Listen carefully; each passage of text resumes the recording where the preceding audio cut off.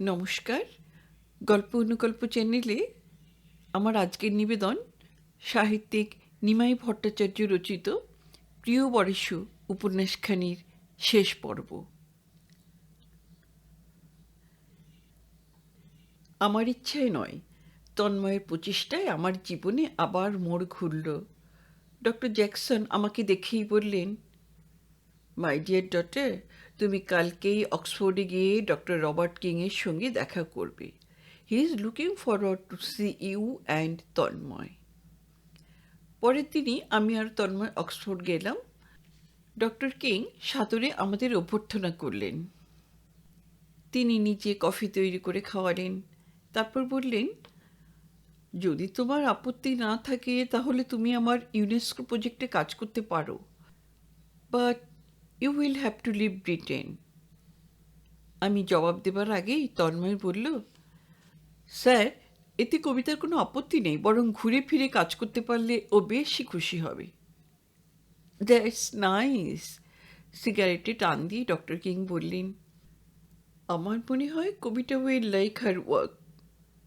আমি বললাম, ইউনেস্কো প্রজেক্টে কাজ করা তো পরম সৌভাগ্যের কথা, এবং এই সুযোগের জন্য আমি অত্যন্ত কৃতজ্ঞ। অক্সফোর্ড থেকে ফিরে এসে ল্যান্ডারিকে ফোন করে জানালাম দুদিনের মধ্যে বাড়ি ছাড়ছি। তারপর শাঁখা সিঁদুর না পরেই তন্ময়ের অ্যাপার্টমেন্টে উঠলাম। ওখানে থাকতে আমার আগ্রহ না থাকলেও অনিচ্ছা ছিল না। আমি জানতাম তন্ময়ের সাহায্য আমার দরকার, তাই কিছুটা স্বার্থপরের মতোই ওর আমন্ত্রণ গ্রহণ করে ওর আস্তানায় গেলাম। আর্য ফ্যাক্টরির কয়েকটা সুটকেস সঙ্গে নিয়ে কলকাতা থেকে লন্ডন এসেছিলাম। উঠেছিলাম বাঙালি অধ্যাপক ডক্টর সরকারের বাড়িতে। কিন্তু এবার আমাকে প্রথমেই যেতে হবে প্যারিস, তারপর আশপাশের দেশগুলিতে। থাকতে হবে হোটেলে বা অন্য কোনো অস্থায়ী আস্তানায়। মধ্যবিত্ত বাঙালি মেয়ের পক্ষে বেশ চিন্তার ব্যাপার। চিন্তার আরও কারণ ছিল, লন্ডন বিদেশ হলেও সর্বত্র কলকাতার গন্ধ পাওয়া যায়। অভাব নেই ভারতীয়দের। পথে ঘাটে, বাসে, টিউবে, দোকানে, বাজারে সর্বত্র ভারতীয় দেখা যায়। সুতরাং নবাগত ভারতীয়কে এখানে বিপদে পড়তে হয় না। কিন্তু প্যারিস বা রোম বা ব্রাসেলসে সে সম্ভাবনা অনেক বেশি। তাই তো তন্ময়ের সাহায্য ও সহযোগিতা আমার চাই। এইসব কথা ভাবতে ভাবতে নিজের কাছে নিজেকেই কেমন হীন মনে হলো। চুপ করে বসেছিলাম বোধহয় বেশ কিছুক্ষণ। তাই তন্ময় ঘরে ঢুকেই বলল, তুমি এখনো চুপ করে বসে আছো? আমি কোনো জবাব দিলাম না। কি এত ভাবছো? তোমার কথাই ভাবছি। আমার কথা? ও বিস্মিত হয়ে প্রশ্ন করল। আমি মাথা নেড়ে হেসে বললাম, হ্যাঁ গো। ও হাসতে হাসতে জিজ্ঞাসা করল, হঠাৎ আমার কথা ভাবার কি কারণ ঘটল কবিতা? এবার খোলাখুলি বললাম, তন্ময়, এখন তোমার সাহায্য দরকার বলে ঠিক তোমার কাছে চলে এলাম। আমি জানতাম না আমি এত স্বার্থপর। তন্ময় খুব জোরে হেসে উঠল, বলল, তুমি স্বার্থপর আর আমি মহাপুরুষ, তাই না? ও একটু এগিয়ে এসে আমার হাত দুটো ধরে বলল, কবিতা, এ সংসারে আমরা সবাই স্বার্থপর, কেউ বেশি কেউ কম। আমি মুখ নিচু করেই বসে রইলাম। 2-1 মিনিট পর তন্ময় জিজ্ঞাসা করল, কফি খাবে কবিতা? এবার আমি বললাম, তুমি তো নিজেই রান্নাবান্না করে খাও, যে 2-4 দিন আমি আছি সে কদিন তোমাকে আর কিছু করতে হবে না তন্ময়। তারপর যদি সংসারী হতে ইচ্ছে করে কবিতা? হবে, আমার আপত্তির কি কারণ থাকতে পারে? কিন্তু তোমার তো সম্মতি চাই। আরে, তুমি সংসারী হবে তাতে আমার কি ভূমিকা আছে? আমি দূর থেকে শুধু শুভেচ্ছা জানাবো। কিন্তু? না না, আর কোনো কিন্তু শুনবো না। আমি কফি তৈরি করে আনতেই তন্ময় বলল, তোমার নিশ্চয়ই কিছু কেনাকাটা করতে হবে। হ্যাঁ। আমাকে কি সঙ্গে থাকতে হবে কবিতা? তন্ময় ওসব দেশে চাকরি করতে গেলে বা ঘোরাঘুরির জন্য কী দরকার তা তো আমি জানি না, তাই তুমি সঙ্গে থাকলে ভালোই হয়। তাহলে চলো একটু পরে বেরিয়ে পড়ি। রান্না করব না? কি দরকার, বাইরেই খেয়ে নেব। না না, আমি রান্না করি। একটু থেমে হেসে বললাম, বাইরের খাবার তো সবসময়ই খাও গো তন্ময়, 2-4 দিন না হয় আমার রান্নাই খেলে। অযথা কেন কষ্ট করবে? আরে এতে কষ্টের কি আছে, আর রান্না করতে আমার ভালোই লাগে। ঠিক আছে, তাহলে খাওয়া দাওয়া করেই বেরোবো। তন্ময় ছেলেবেলায় মাকে হারালেও আদর যত্নের অভাব হয়নি ওর জীবনে। জ্যাঠার কোনো ছেলে না থাকায় তন্ময় বড় মার কাছে মাতৃস্নেহই পেয়েছে, বোধহয় একটু বেশিই পেয়েছে। এই সামান্য কিছু দিন মেলামেশা করেই জানতে পেরেছিলাম 5 রকম ভালো মন্দ খেতে ও ভালোবাসে। তাই তো যে কদিন ওখানে ছিলাম আমি অনেক কিছু রান্না করতাম। ও আমাকে বলতো, তুমি অনেকটা বড় মার মতো রান্না করো, তাই তো এত বেশি খেয়ে ফেলি। ওর কথা শুনে আমি হাসি, বলি, তাই কি হয়? তুমি ছাড়া আর কেউই আমার রান্নার প্রশংসাই করলো না। না না কবিতা, তুমি সত্যি খুব ভালো রাঁধতে পারো। তাছাড়া তুমি ঠিক বড় মার মতো অনেক রকম রান্না করো। বড় মাকে হারাবার পর এমন যত্ন করে আমাকে কেউ খাওয়ায়নি জানো কবিতা। আমার প্যারিস যাওয়ার প্রস্তুতি আর এই রান্না বান্না গল্পগুজব করেই দিনগুলো বেশ কেটে যেত। রাত 12টা 12:30টার আগে শুতে যেতাম না। প্রথম দিন অনেক আগেই খাওয়া দাওয়া শেষ হয়েছিল। আমাকে ক্লান্ত দেখে ও 2-1 বার শুতেও বলল, কিন্তু আমি ইচ্ছে করেই দেরি করলাম। মনে মনে ভাবছিলাম, তন্ময় নিশ্চয়ই এমন সুযোগ ছেড়ে দেবে না, এবং আমিও হয়তো ওকে বাধা দেব না, বা বাধা দিলেও ও গ্রাহ্য করবে না। যাই হোক, গল্প করতে করতে অনেক রাত হলো। তারপর তন্ময় আমার হাত দুটো ধরে বলল, যাও কবিতা, শুতে যাও, অনেক রাত হয়েছে। আমি বললাম, তুমি যাও, আমি একটু পরে শোবো। না না, তুমি আগে শুতে যাও, আফটার অল তুমি আমার গেস্ট। তন্ময়, আমার মতো গেস্টকে অত সৌজন্য দেখাবার কোনো প্রয়োজন নেই, তুমি স্বচ্ছন্দে আগে শুতে যেতে পারো। এবার তন্ময় বলল, আমি আলো অফ করে শুয়ে পড়লে তুমি তোমার ঘরে যেতে অসুবিধায় পড়বে কবিতা। আমি বুঝলাম ও আমাকে ওর ঘরে শুতে বলবে না। একটু আশ্বস্ত হলাম ঠিকই, কিন্তু সম্পূর্ণ নিশ্চিন্ত হতে পারলাম না। ভাবলাম হয়তো মাঝরাতে আমার কাছে আসবে, হয়তো আমাকে বিরক্ত করবে। কিন্তু কি আশ্চর্য, দিন ওর কাছে ছিলাম, তন্ময় আমাকে কোনো দিন এক মুহূর্তের জন্য বিরক্ত করলো না। এত যত্নে, এত সমাদরে ও আমার দেখাশোনা করলো যে আমি বিস্মিত হয়ে গেলাম। আমি মনে মনে ওকে শ্রদ্ধা না করে পারলাম না। তন্ময়ের প্রতি এই শ্রদ্ধা নিয়েই আমি নতুন জীবন শুরু করার জন্য প্যারিস রওনা দিলাম। কিন্তু এই শ্রদ্ধা দীর্ঘস্থায়ী হলো না। আমি প্যারিস আসার মাসখানেক পরে ব্রাসেলস থেকে তন্ময়ের চিঠি পেলাম, কবিতা, আমি ব্রাসেলসে এসেছি, আগামী 9 মাস এখানেই থাকব। মনে হয় বিধাতা পুরুষ আমাকে তোমার কাছ থেকে বেশি দূরে রাখতে চান না, তাই তো আটলান্টিক পাড়ি দেবার আগে এখানেই চলে এলাম।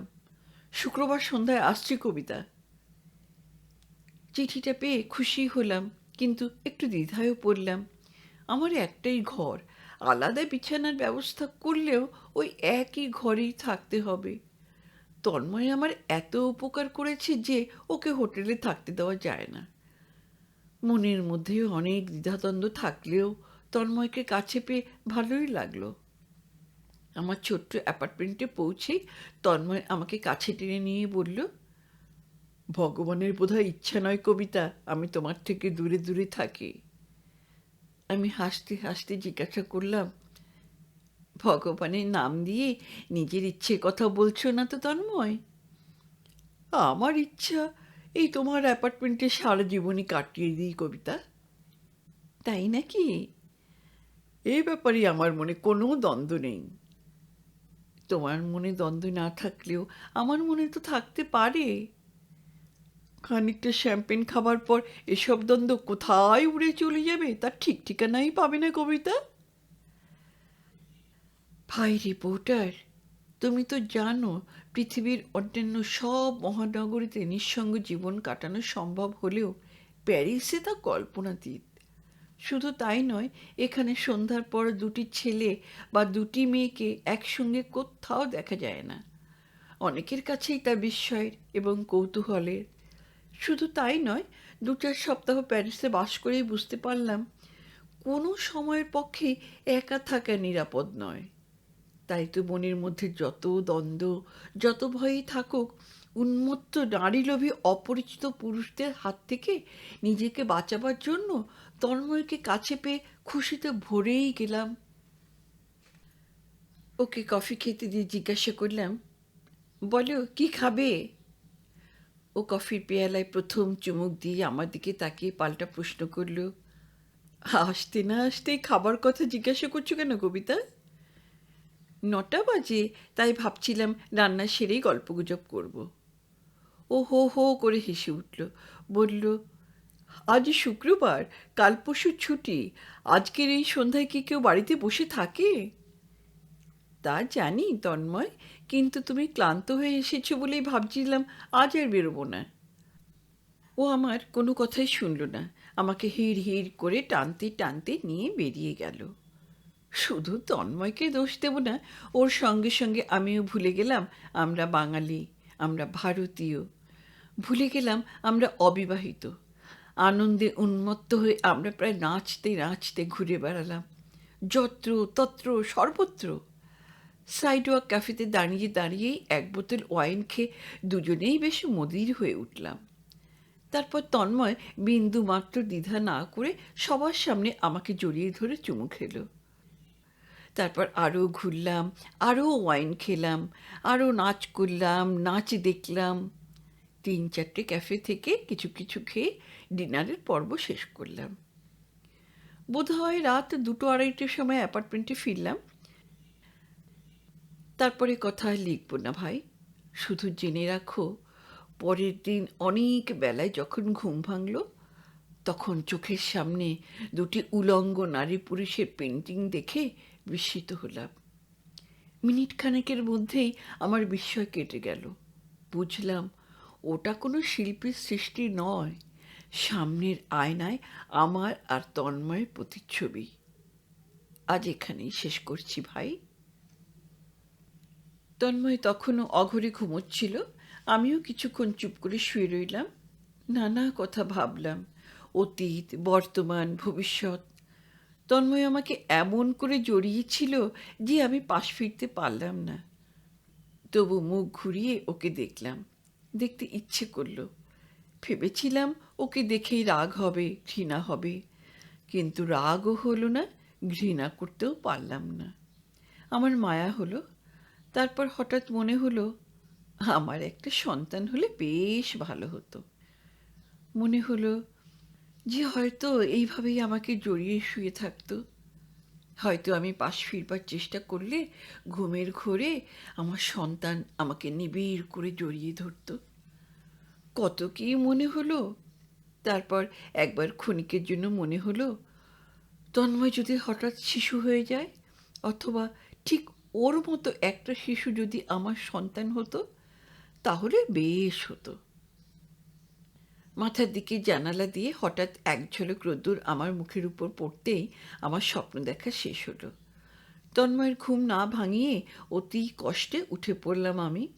দেখি ঘরের মেঝের উপর আমাদের দুজনের জামা কাপড়, ব্যাগ, পার্স ইত্যাদি চারদিকে ছড়িয়ে রয়েছে। একটু হাসলাম, ভাবলাম কাল রাত্রে কি দুজনেই একসঙ্গে পাগল হয়ে গিয়েছিলাম।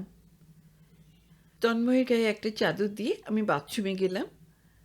০.৫ ঘন্টা ৪৫ মিনিট পরে ফিরে এসে দেখি ও তখনও অঘরে ঘুমোচ্ছে। বুঝলাম কাল রাত্রিরে একটু বেশি ড্রিঙ্ক করেছিল। তারপর অত রাত্রিরে ফিরে এসে আমাকে নিয়ে কতক্ষণ পাগলামি করেছে তার তো ঠিক নেই। তাই ভাবলাম ওকে ডাকবো না। আমি নিজের জন্য ১ কাপ চা করেই রান্নাবান্নার উদ্যোগ শুরু করলাম। তারপর একটু হাত খালি হতেই ঘর তো ঠিক করতে এলাম। তন্ময়ের জন্য জামা কাপড় তুলতে গিয়েই দেখি পার্সের ভিতর থেকে কিছু কাগজপত্র বাইরে পড়ে রয়েছে। এই কাগজপত্র তুলতে গিয়ে চমকে উঠলাম। তন্ময়ের উপর রাগে ঘেন্নায় আমার সারা মন বিদ্রোহ করে উঠল।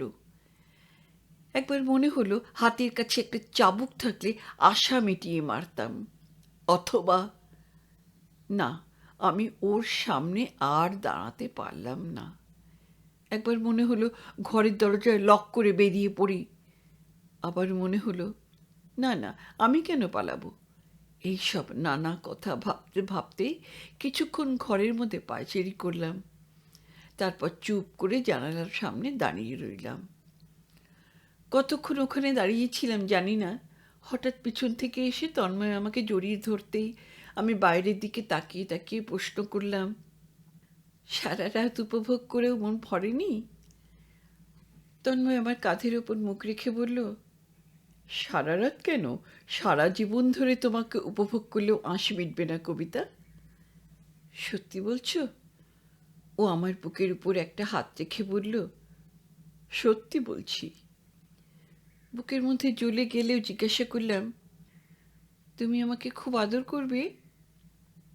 এ কথা আবার জানতে চাইছো? বলেই ও আমাকে নিজের দিকে ঘুরিয়ে নিয়ে চুমু খেলো ওষ্ঠে, মুখে, গলায়, বারবার, বহুবার। তোমাকে দেখে তো কখনো মনে হয়নি তুমি কোনোদিন এভাবে চাইতে পারো। মানুষকে দেখে কতটুকু জানা যায়? ঘনিষ্ঠভাবে মেলামেশা করে তো নিশ্চয়ই জানা যায় কবিতা। জানি না জানা যায় কি না। জানতে বলছো কেন? আমি যেমন তোমাকে চিনেছি, জেনেছি, সেই রকম তুমিও তো আমাকে চিনেছ, জেনেছ। আমি একটু হেসে বললাম, তোমরা বলো পুরুষস্য ভাগ্যম স্ত্রিয়শ্চরিত্রম। মানুষ তো দূরের কথা, দেবতারাও জানেন না। কিন্তু আমি যদি পারতাম তাহলে এই শ্লোকটা পাল্টে দিতাম। কেন? হঠাৎ এ কথা বলছো কেন কবিতা? না না, এমনিই মনে হলো, বলে ফেললাম। কবিতা, সবাইকে না জানলেও আমাকে তো জেনেছ। নিশ্চয়ই, নিশ্চয়ই কিছু জেনেছি। যা জেনেছ তাতে কি তুমি খুশি কবিতা? আবার আমি হাসি, বলি, যা জেনেছি, যা পেয়েছি, তাতে কোনো মেয়ে খুশি হবে না? হবে গো, হবে। একটু চুপ করে থাকার পর তন্ময় জিজ্ঞাসা করল, চা খেয়েছ? সরি, তো এক্ষুনি তোমাকে চা এনে দিচ্ছি। চা এনে দিতেই তন্ময় হাসতে হাসতে জিজ্ঞাসা করল, আজকেও তোমাকে কালকের মতো পাবো তো কবিতা? তন্ময়, ঠিক কালকের মতো কি আজ হতে পারে? কাল কালই ফুরিয়ে গেছে। ঠিক কালকের মতো দিন তো কখনোই ফিরতে পারে না। এ কথা কেন বলছো কবিতা? কালকে তোমার ভালো লাগেনি? কাল যখন তোমার সঙ্গে সমান তালে ঘুরেছি, ফিরেছি, হেসেছি, খেলেছি, তখন নিশ্চয়ই ভালো লেগেছিল তন্ময়। কিন্তু আমি কথাটা শেষ করি না, হঠাৎ থেমে যাই, মুখ নিচু করে বসে থাকি। তন্ময় আমার মুখখানা আলতো করে তুলে ধরে জিজ্ঞাসা করল, কিন্তু বলি থামলে কেন? এমনি। আমি আবার মুখ নিচু করেই বসে রইলাম। কিন্তু ইচ্ছায় অনিচ্ছায় মনের মধ্যে যে আনন্দ, উত্তেজনা, যে স্বপ্নে দানা বেঁধে উঠছিল, তা হঠাৎ হারিয়ে যাওয়ায় সত্যি খুব কান্না পাচ্ছিল। আমি জীবনে একজনকে মন প্রাণ দিয়ে ভালোবেসেছি। তাকে হারাবার পর আর কাউকে ভালোবাসতে না চাইলেও তন্ময়কে নিশ্চয়ই ভালো লেগেছিল। এই ভালো লাগা টিকে থাকলে হয়তোবা অতীতের দুঃখ ভুলে নতুন করে ভালোভাবে বাঁচার কথা ভাবতাম। ভাবতাম কেন, বোধহয় মনে মনে ভাবতে শুরুই করে দিয়েছিলাম। আমারও কথা হয়তো শুনতে তোমার খারাপ লাগছে ভাই, কিন্তু কোনো দুঃখই তো মানুষ চিরকাল মনে রাখে না। মনের বেলাভূমিতে নিত্য নতুন পলিমাটি জমতে জমতে অতীতের দুঃখ কোথায় যেন হারিয়ে যায়। মনে মনে এলোপাথারি হাজার রকমের চিন্তা করছিলাম। তন্ময়ও বিশেষ কথাবার্তা বলল না, বাথরুমে গেল। ফিরে এসেই বলল, কবিতা, দারুণ খিদে পেয়েছে, খেতে দেবে? হ্যাঁ, দিচ্ছি। খাবার সময় বিশেষ কথাবার্তা হলো না। ও একবার শুধু জিজ্ঞাসা করল, খেয়ে উঠেই বেরোবে? আমি বললাম, না। কেন? টায়ার্ড, আমি ঘুমোবো। খেয়ে উঠেই আমি শুয়ে পড়লাম। তন্ময়ও কিছুক্ষণ পায়চিরি করার পর আমার পাশে এসে শুয়ে পড়ল। আমি পাশ ফিরে শুয়েছিলাম। ও আমাকে জড়িয়ে ধরতেই বললাম, ঘুমোতে দাও। কথাও বলবি না? এখন কথা বলতে ইচ্ছে করছে না। তাছাড়া এরকম জড়িয়ে থাকলে আমার ঘুমও আসবে না। কাল রাত্রে ঘুমোলে কি করে? কাল রাত্রে নিশ্চয়ই স্বাভাবিক ছিলাম না? তন্ময় একটু হেসে বলল, যাই হোক কবিতা, কাল খুব এনজয় করেছি। সত্যি কবিতা, জীবনে এত আনন্দ কখনো পাইনি। আমার মুখে বিদ্রূপের হাসি ফুটে উঠলেও তন্ময় দেখতে পেল না। বললাম, সত্যি? এই আনন্দ আর কোথায় পাবো? এই প্রশ্নের জবাব কি আমার কাছে চাও? তন্ময় হঠাৎ একটানে আমাকে ওর দিকে ঘুরিয়ে নিয়ে বলল, তোমার কি হয়েছে কবিতা? কিছু না, কিন্তু ঘুম থেকে উঠেই দেখছি তুমি কেমন যেন গম্ভীর হয়ে রয়েছ। ঘুমোতে দাও, সব ঠিক হয়ে যাবে। বিকেলের দিকে ঘুম ভাঙতেই দেখি তন্ময় বিয়ার খাচ্ছে। আমাকে ঘুম থেকে উঠতে দেখেই ও হাসতে হাসতে জিজ্ঞাসা করল, are you ready for evening programme? মুহূর্তের মধ্যে নানা চিন্তা মাথায় এলো গেল। তারপর মনে মনে ভাবলাম, স্বাভাবিক অবস্থায় নিশ্চয়ই সব কথা খুলে বলতে পারবো না, সুতরাং হাসতে হাসতে বললাম, টয়লেট থেকে এসেই তৈরি হয়ে নিচ্ছি। আমার কথা তন্ময় শুনেই খুশিতে লাফ দিয়ে উঠে এসে আমাকে জড়িয়ে ধরল, চুমু খেলো। আমি হাসতে হাসতে বললাম, আরে 10 মিনিট ধৈর্য ধরো। তারপর আমি একটু তৈরি হয়েই 1 বোতল হুইস্কি বার করলাম। তন্ময় অবাক হয়ে জিজ্ঞাসা করল, হুইস্কি বের করছো কেন কবিতা? বিয়ার খাবে না? আরে বিয়ার খেয়ে কি নেশা হয়? ওতে শুধু আমেজ আসে। কিন্তু ওকে কথাটা শেষ করতে না দিয়েই আমি হুইস্কির বোতল খুললাম, গ্লাসে ঢাললাম। তারপর 2-4টে আইস কিউব দিয়ে গ্লাস মুখে তুলে বললাম, চিয়ার্স। তন্ময় কি যেন ভাবছিল, হঠাৎ বিয়ারের জাগটা তুলে ধরে বলল, চিয়ার্স। 2-3 রাউন্ড হুইস্কি খাবার পরই আমি তন্ময়কে জড়িয়ে ধরে জিজ্ঞাসা করলাম, আমাকে তোমার ভালো লাগে তন্ময়?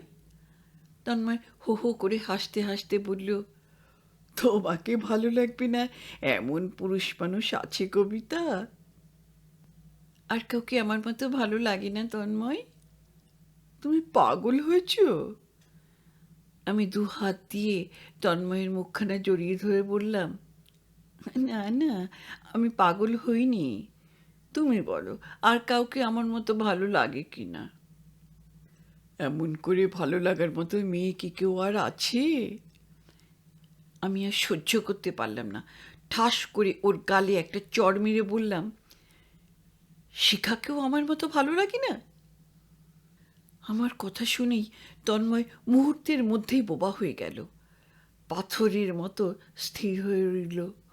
আমি জোর করে ওকে চেপে ধরে বললাম, আমাকে তোমার বিয়ে করতেই হবে, হিয়ার অ্যান্ড নাও। বিয়ে না করলে আমি তোমাকে এখান থেকে যেতে দিচ্ছি না। জানো রিপোর্টার, তখন আমার মাথা ঠিক ছিল না। আরও অনেক কথা ওকে বলেছিলাম, কিন্তু সব কথা আজ আর মনে পড়ছে না। শুধু মনে আছে বেশ কিছুক্ষণ বকাবকি করার পর ও বলেছিল, আমাকে বিয়ে করে তোমার লাভ নেই কবিতা। লাভ লোকসানের কথা বাদ দাও তন্ময়, আমাকে তোমার বিয়ে করতেই হবে। তন্ময় মুখ নিচু করে বলল, আমাকে বিয়ে করলে তো তুমি কোনোদিনই সন্তানের মা হতে পারবে না কবিতা। আমি উন্মাদের মতো চিৎকার করে বললাম, তাই বুঝি কলকাতায় বিয়ে করা বউ রেখে এসে লন্ডনে শিখাকে নিয়ে ফুর্তি করতে? শিখাকে মাতাল করে তার নেকের ছবি কেন তুলেছ? ওকে ব্ল্যাকমেলিং করবে বলে? তন্ময় চুপ। আমাকে উলঙ্গ করে আমার ছবি তুলবে না? Come on, have my naked photograph. Tanmoy তখনও চুপ। আমি এক লাথি মেরে হুইস্কির বোতলটা ফেলে দিয়ে বললাম, enough is enough Tanmoy, now get out my boy, বেরিয়ে যাও, এক্ষুনি বেরিয়ে যাও আমার বাড়ি থেকে। সত্যি বলছি ভাই, সেদিন তন্ময়কে তাড়িয়ে দেবার পর আর কোনো দিন ওর কথা আমি মনেও করিনি। বিশ্বব্যাপী শিক্ষা, বিজ্ঞান, সংস্কৃতি চর্চার কেন্দ্রীয় সংস্থা ইউনেস্কোতে বছর তিনেক ছিলাম।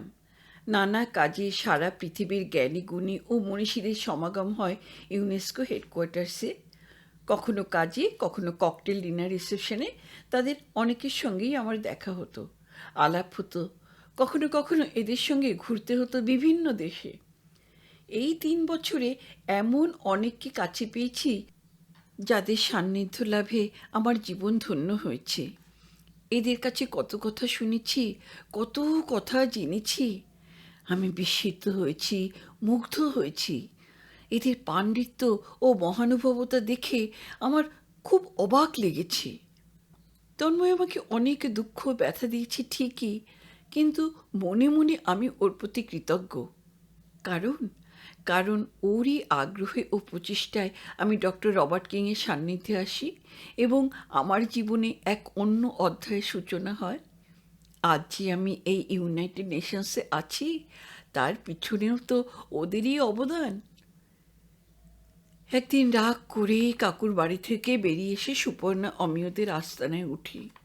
কিন্তু আজ যখন নিজের অতীতের কথা ভাবি, ভালো মন্দের হিসাব দেখতে বসি, তখন মনে হয় আমার জীবনে ওই চরিত্রহীন কাকুর অবদানও তো কম নয়। হাজার হোক, পিতৃমাতৃহীন তোমার এই দিদি তারই স্নেহোচ্ছায় উচ্চশিক্ষা লাভ করে। আমি লেখাপড়ায় নেহাত খারাপ ছিলাম না, কিন্তু পড়াশুনোর জন্য খুব বেশি পরিশ্রম করতে ভালোও লাগতো না, একটুও ভালো লাগতো না। বিশেষ করে বাবা মাকে হারাবার পর এমন একটা সময় এসেছিল যখন আমি সত্যি সত্যি লেখাপড়া ছেড়ে দেবার কথা ভাবছিলাম। কিন্তু না, তা হয়নি, হতে পারেনি শুধু ওই মানুষটার জন্য। যখন রিসার্চ করছি তখন মাঝে মাঝেই মনে হতো, কি হবে রিসার্চ করে? ডক্টরেট হব? অধ্যাপনা করব? না না, পোষা ময়না পাখির মতো দিনের পর দিন, মাসের পর মাস, বছরের পর বছর একই কথা ছাত্রছাত্রীদের বলতে পারবো না। পরপর 3-4 দিন শুধু গল্প উপন্যাস পড়ছিলাম আর বন্ধুদের সঙ্গে সিনেমা দেখছিলাম। প্রথম কদিন কাকু কিচ্ছুটি বললেন না। তারপর একদিন ইভিনিং শোতে সিনেমা দেখে বাড়ি ফিরতেই কাকু হাসতে হাসতে বললেন, I feel happy to see you enjoying. আমি একটু হেসে বললাম, থ্যাঙ্কস। মাঝে মাঝে এইরকম আনন্দ করা খুব ভালো কবিতা। আমি তো ভাবছি এইভাবে আনন্দ করেই জীবনটা কাটিয়ে দেব। শুধু আনন্দ করেই কাটিয়ে দেবে? হ্যাঁ, পারবে, না পারার কি আছে? কাকু মাথা নেড়ে বললেন, না কবিতা, পারবে না। কোনো মানুষই শুধু আনন্দ করে জীবন কাটাতে পারে না। কম বেশি কিছু কাজকর্ম দায়িত্ব পালন না করে মানুষ তো বাঁচতে পারে না। তুমিও পারবে না। আমি তর্ক না করে চুপ করে রইলাম। পরে রাত্রে শোবার পর কাকু বললেন, সবাই লেখাপড়া করে না, সম্ভবও নয়। তোমার বাবা মা বেঁচে থাকলে কেউ কিছু বলতে পারতো না, কিন্তু এখন তুমি লেখাপড়া বন্ধ করলে সবাই আমাকে দোষারোপ করবে কবিতা। সবাই মনে করবে লেখাপড়ার ব্যাপারে আমার কোনো উৎসাহ নেই বলেই তোমার লেখাপড়া করা হলো না। তাই কি? হ্যাঁ কবিতা, তাই। সবাই তাই ভাববে। তাছাড়া তুমি লেখাপড়া না করলে আমি নিজেও মনে মনে অপরাধী হয়েই রইব। আমি চুপ করে থাকি। কাকু আবার বললেন, তুমি এমএ পাস করলে, ডক্টরেট হলে আমিও সবাইকে গর্ব করে বলতে পারতাম। বিশ্বাস করো ভাই, কাকু কত রাত্রি না ঘুমিয়েও আমার নোটস টুকে দিয়েছেন। রিসার্চ করবার সময় যে বই আমি কোথাও খুঁজে পেতাম না, সেই বই কাকুই জোগাড় করে এনে দিতেন।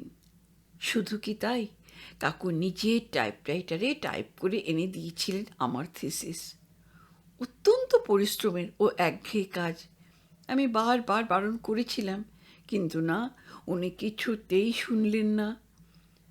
দু হাত দিয়ে হুইস্কির গ্লাসটা ধরে ঘোরাতে ঘোরাতে কাকু বলেছিলেন, আমি জানি কবিতা, তুমি কিছু টাকা খরচ করলেই থিসিসটা ছাপিয়ে দিতে পারো, কিন্তু তোমার থিসিস আমি নিজে টাইপ করলে আমি যে আত্মতৃপ্তি পাবো, আমি যে আনন্দ পাবো।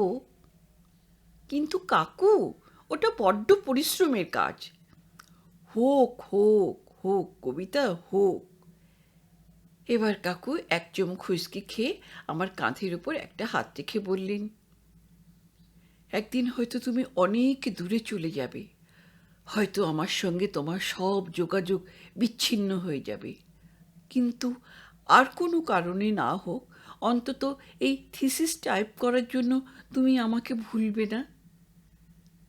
সেদিন আমি কাকুর কথার প্রতিবাদ করে বলেছিলাম, আপনি থিসিস টাইপ না করলেও আপনাকে আমি কোনো দিনও ভুলতে পারবো না কাকু। কাকু একটু হেসে বললেন, ও কথা বলো না কবিতা, অনেক প্রিয়জনকেই মানুষ ভুলে যায়। তুমি যে একদিন আমাকে ভুলে যাবে না, এ কথা জোর করে বলা যায় না। সেদিন কাকুর সঙ্গে আমি অনেক তর্ক করেছিলাম ভাই, কিন্তু এতদিন পরে আজ আমাকে স্বীকার করতেই হচ্ছে, কাকু ঠিকই বলেছিলেন। কাকু আমার বাবার বন্ধু হলেও বয়স ও মানসিক দৃষ্টিভঙ্গির দিক থেকে ওর সঙ্গে আমার বন্ধুত্বের সম্পর্ক গড়ে উঠতে কোনো সংশয় হয়নি। তারপর কাকুর ফ্ল্যাটে থাকার সময় আমরা খুবই ঘনিষ্ঠ হয়ে উঠলাম।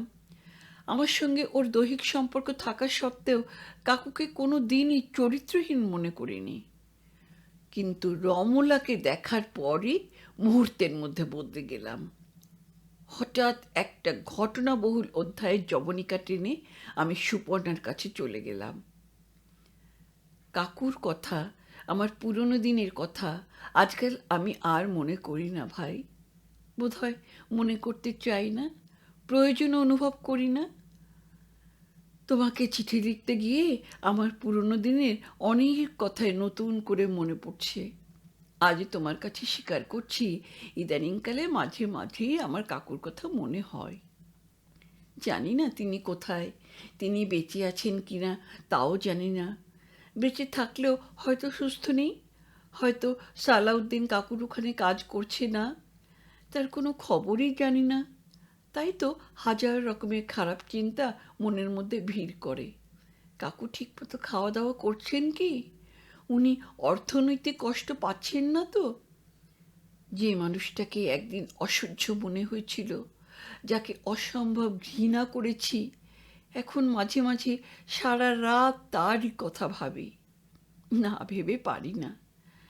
মাঝে মাঝে ওকে দেখতে খুব ইচ্ছে করে।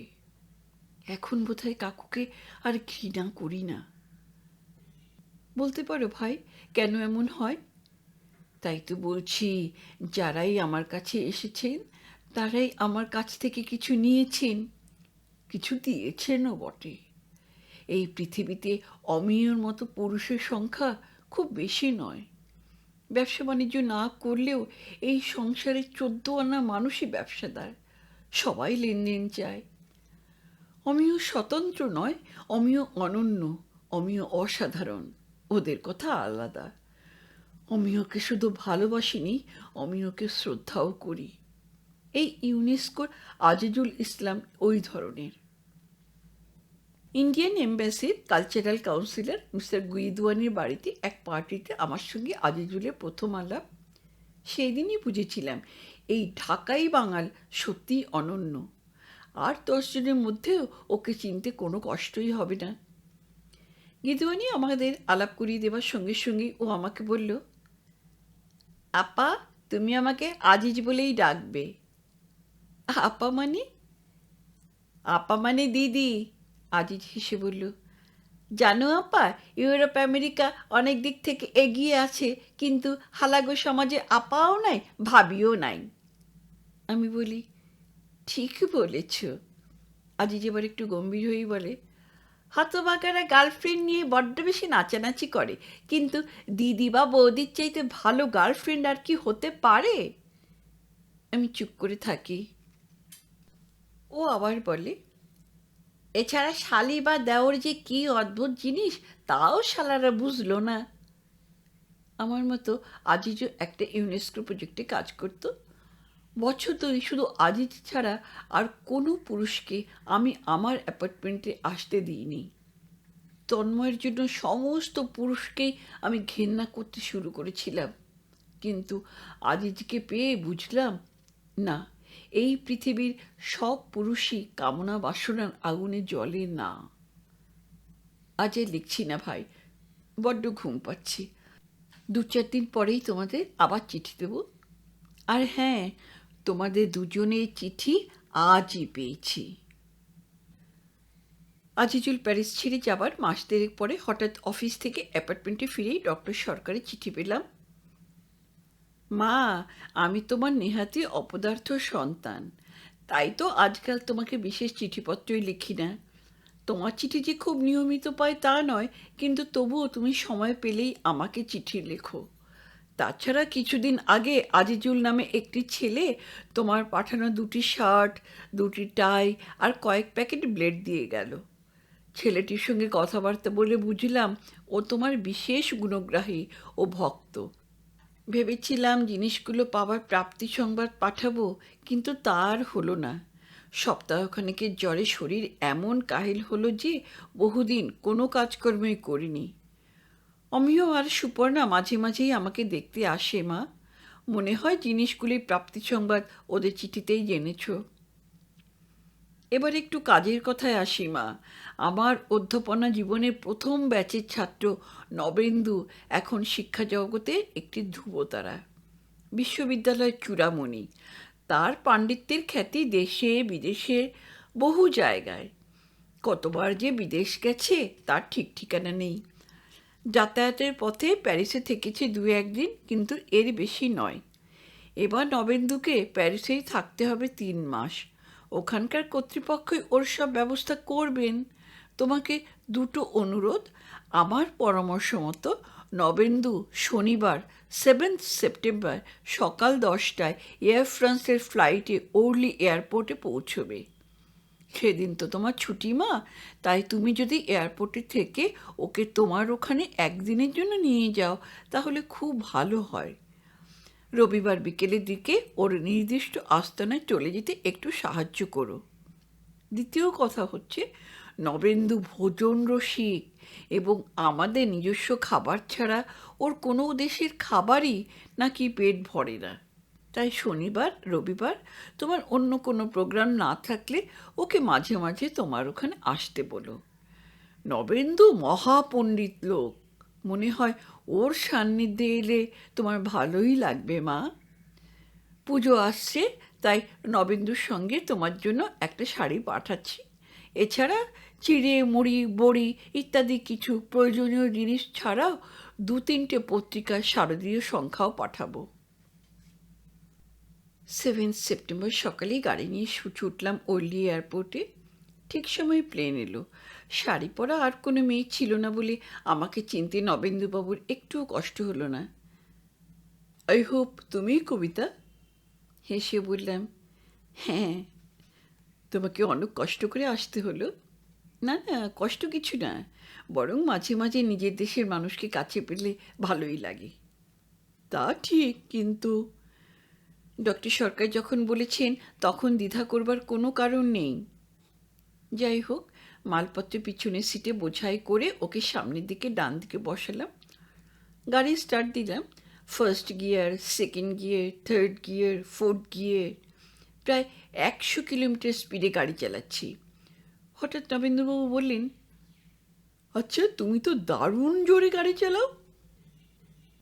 এখানে চালাতেই হয়। তা ঠিক, তবে লেফট হ্যান্ড ড্রাইভ করে গাড়ি চালাতে অসুবিধা হয় না? আমি তো কলকাতায় গাড়ি চালাতাম না, তাই কোনো অসুবিধে হয় না। তুমি বোধহয় অনেক দিন দেশে যাও না? হ্যাঁ, দেশ ছাড়ার পর আর কখনো যাইনি। যেতে ইচ্ছে করে না?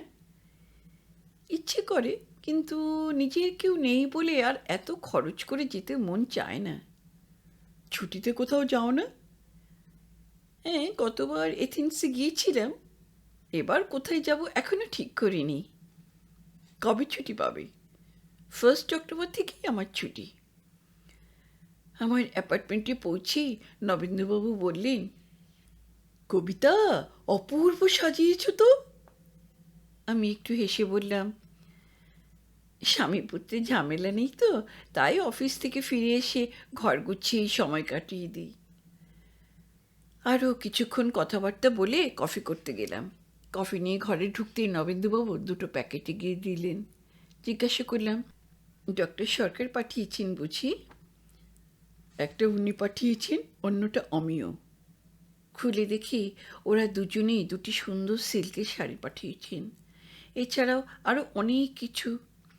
এবার উনি 2-3টে শারদীয় সংখ্যা এগিয়ে দিতেই বললাম, এগুলো দেখলেই কলকাতার দিনগুলোর কথা মনে পড়ে যায়। সত্যি এই শারদীয় সংখ্যা নিয়ে সারা বাংলাদেশে যে চাঞ্চল্য দেখা যায় তেমন আর কোথাও হয় না। কফি খেতে খেতেই বলি, বিদেশে এসে অনেক কিছু পেয়েছি, কিন্তু কলকাতা ছাড়ার জন্য অনেক কিছু হারাতেও হয়েছে। এবার উনি জিজ্ঞাসা করলেন, আর কত দিন বিদেশে থাকবে? আমার কাছে দেশ বিদেশ দুই সমান। ও কথা বলো না কবিতা, হাজার হোক নিজের দেশ, নিজের পরিবেশ, নিজের ভাষা, বন্ধু বান্ধবের আকর্ষণও তো আলাদা। তা ঠিক, কিন্তু ওখানে আমার মতো মেয়ের পক্ষে একলা থাকা খুবই কঠিন। যদি কলকাতায় থাকতে না চাও তাহলে দিল্লি বা বোম্বেতে থাকো। দেখা যাক ভবিষ্যতে কি হয়। রবীন্দ্রবাবুকে দেখেই বোঝা যায় উনি বোদ্ধা, চোখে মুখে একটা ঔজ্জ্বল্য। বয়স 50-এর ঘরে হলেও সারা চেহারায় ওনার যৌবনের দীপ্তি। কথাবার্তা অত্যন্ত রুচিসম্পন্ন। মনে মনে বললাম, ডক্টর সরকার ঠিকই লিখেছেন। কফি খাওয়া শেষ হলে উনি সুটকেস থেকে একটা শাড়ি বের করে আমার হাতে দিয়ে বললেন, this is a token presentation from your new friend. অত্যন্ত দামি কাঞ্চিপুরম সিল্কের শাড়ি দেখেই বললাম, এত দামি শাড়ি আনার কী দরকার ছিল? নবেন্দ্রবাবু আমার দিকে তাকিয়ে একটু হেসে বললেন, তুমি পরলে কোনো শাড়িকেই দামি মনে হবে না কবিতা। তোমার রূপগুণের কাছে আর সব কিছু ম্রিয়মাণ হয়ে যায়। কথাটা শুনেই একটু বেসুরো মনে হলো, কিন্তু উনি সঙ্গে সঙ্গেই বললেন, ডক্টর সরকার যাকে মা বলেন সে তো সাধারণ মেয়ে হতে পারে না। হেসে বললাম, সত্যি আমি অসাধারণ? No doubt about that. আমার আগের অ্যাপার্টমেন্টের চাইতে এটা একটু বড় হলেও শোবার ঘর একটাই। এই ঘরেই আমার সব কিছু।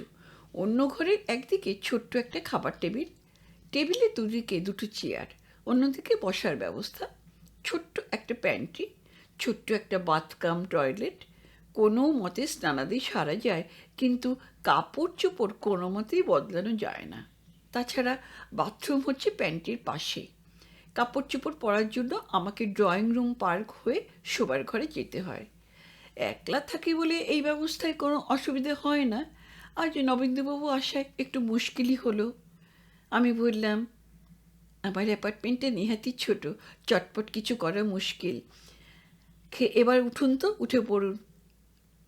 অ্যাপার্টমেন্ট ছোট হলেও সব কিছুই তো আছে কবিতা।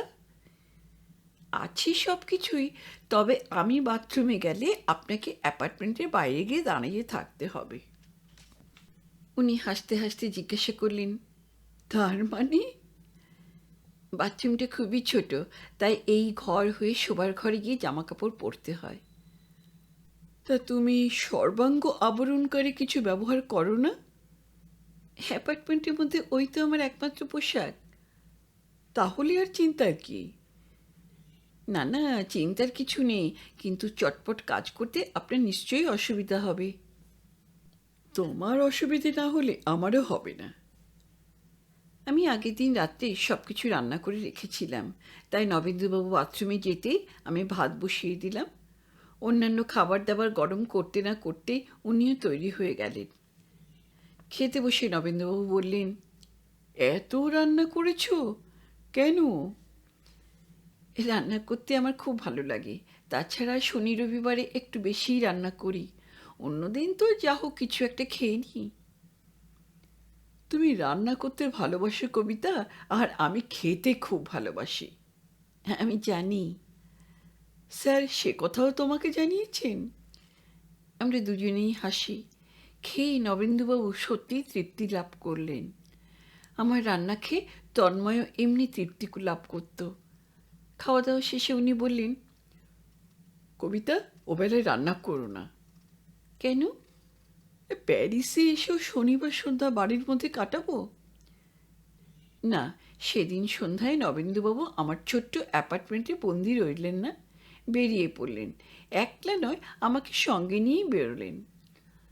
যেসব ভারতীয়রা নিজের স্ত্রীর হাত ধরে রাস্তায় চলাফেরা করতে অভ্যস্ত নয়, যারা বেশি চা খাওয়া পছন্দ করতেন না, তারাই প্যারিসে এসে বোতল বোতল শেরি, শ্যাম্পেন বা ওয়াইন খান আর বিবস্ত্রা সুন্দরী যুবতীর নাচ দেখেন। কলকাতার বিখ্যাত অধ্যাপক নবেন্দুবাবুও ব্যতিক্রম হলেন না। নাচ দেখতে দেখতে উনি আমাকে বললেন, যাই বলো কবিতা, এরা প্রাণ খুলে আনন্দ করতে জানে। আর এরা প্রাণ ভরে আনন্দ করে বলেই প্রাণ ভরে কাজও করে। আমি বললাম, বোধহয় প্রাণ ভরে কাজ করে বলেই এমন আনন্দ করতে পারে। আরও এক বোতল ওয়াইন পেটে যাবার পর নবেন্দুবাবু হঠাৎ আমাকে জড়িয়ে ধরে বললেন, কবিতা আমরা খুব কাজ করব, খুব আনন্দ করব।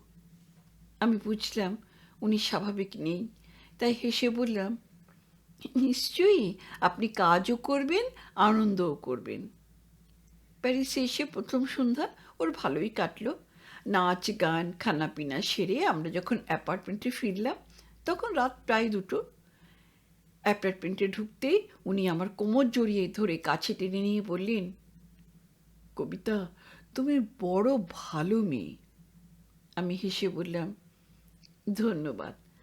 ওর হাতে টান দিয়ে বললাম, আমাকে ছেড়ে দিন, আমি শোবার ব্যবস্থা করি। এই সন্ধেবেলাতেই শোবে? এখন অনেক রাত হয়েছে। So what, have you got any drink? No. প্যারিসে থাকো আর বাড়িতে একটা বোতল রাখো না? না। এবার আমি একটু জোর করে ওর হাতটা সরিয়ে দিলাম, বললাম, আপনি অনেক ড্রিঙ্ক করেছেন, এবার আপনি জামাকাপড় পাল্টে শুয়ে পড়বেন।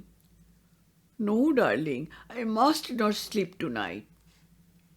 তাহলে আপনি এ ঘরে বসে থাকুন, আমি ঘরে শুতে যাচ্ছি। ঠিক আছে, চলো আমি তোমাকে ঘুম পাড়িয়ে দিই। আমার এমনি ঘুম আসবে, আপনাকে আর কষ্ট করতে হবে না। তোমার মতো সুন্দরীকে ঘুম পাড়াতে আবার কষ্ট হয় নাকি? বরং, আহ, কি যাতা বলছেন? আই এম সরি কবিতা। যাই হোক, প্রায় জোর করেই ওকে শুইয়ে দিলাম। মাঝখানে দরজা লক করে আমিও শুয়ে পড়লাম। তখন প্রায় 3টে বাজে। পরের দিন ঘুম ভাঙল বেশ বেলায়। ও ঘরে নবেন্দুবাবু তখনও ঘুমোচ্ছেন। আমি বাথরুম থেকে ঘুরে এসে চা খেলাম। কাপড় চোপড় বদলে কিছু কেনাকাটার জন্য দরজায় লক করে বেরিয়ে পড়লাম। কিছু সবজি আর চিকেন কিনে ফিরে এসে দেখি নবেন্দুবাবু ড্রয়িং রুমে বসে আছেন। আমাকে দেখে জিজ্ঞাসা করলেন, তুমি সংসারে কাজকর্ম আরম্ভ করে দিয়েছ?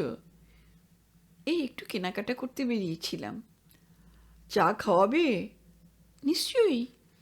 চা খেতে খেতেই নবেন্দুবাবু বললেন, কবিতা তুমি আমাকে ক্ষমা করো। কী অপরাধ করেছেন যে ক্ষমা চাইছেন? কাল রাত্রে নিশ্চয়ই তোমার সঙ্গে খুব স্বাভাবিক ব্যবহার করিনি। কি করে জানলেন আপনি খুব স্বাভাবিক ব্যবহার করেননি? আমার লেখাপড়া বিদ্যাবুদ্ধির পরিচয় বাইরের লোকজন জানতে পারে, কিন্তু আমার আসল স্বভাব চরিত্রের খবর সে তো শুধু আমিই জানি কবিতা। এই কথা তো সবার বেলায় প্রযোজ্য। তা ঠিক, কিন্তু সবার স্বভাব চরিত্রের তো তেমন কিছু উল্লেখযোগ্য খবর থাকে না। আমার আছে। আমি আর প্রশ্ন করি না, চুপ করে থাকি, চা খাই। নবেন্দুবাবু বলেন, আমি বিশেষ ড্রিঙ্ক করি না। কাল ড্রিঙ্ক করলাম প্রায় বছরখানেক বাদে। তাই নাকি? হ্যাঁ। এবার একটু হেসে বললেন, গত বছর সিমলা ইনস্টিটিউট অফ হায়ার স্টাডিজে গিয়েছিলাম 1.5 মাসের জন্য। অস্ট্রেলিয়ার এক অল্পবয়স্কা অধ্যাপিকাও তখন সেখানে এসেছিলেন। কদিনের ছুটিতে চাইল বেড়াতে গিয়ে হঠাৎ আমার হোটেলেই ওর সঙ্গে দেখা। আমি বললাম, ওই ভদ্রমহিলার সঙ্গে তখন ড্রিঙ্ক করেছিলেন বুঝি? রবীন্দ্রবাবু বললেন, শুধু ড্রিঙ্ক করিনি কবিতা, 3টে রাতও ওর সঙ্গেই কাটাই আমি। আমি পর থেকে ওর কাপে চা ঢেলে দিই। উনি চায়ের কাপে একটু চুমুক দিয়ে বললেন, আমাদের দেশে বদমাইশি করার চাইতে বদমাইশি করার খবর ছড়িয়ে পড়াকে সবাই ভয় করে। আমিও করি, তাই আমিও এসব কথা কখনো কাউকে বলি না। তাহলে আমাকে বলছেন কেন? ঠিক কী কারণে বলছি তা বলতে পারবো না, তবে তোমাকে বলতে ইচ্ছে করছে। কেন?